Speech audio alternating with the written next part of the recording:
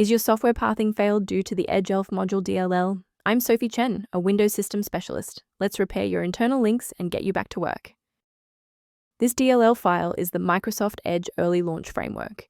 It is a critical component of the Edge browser responsible for managing sandbox processes and ensuring that the browser engine starts securely within the OS. With that background out of the way, here is how we actually restore the missing component.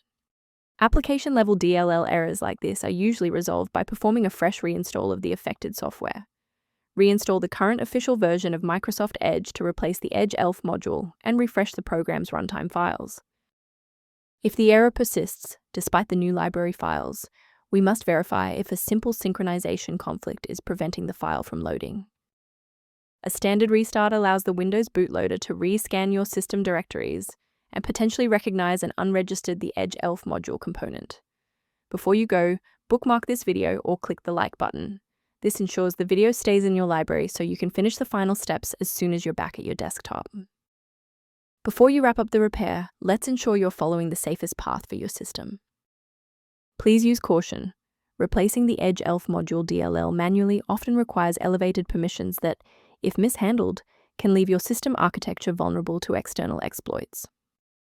To ensure your environment stays properly configured, a professional diagnostic can help verify that your library references remain intact.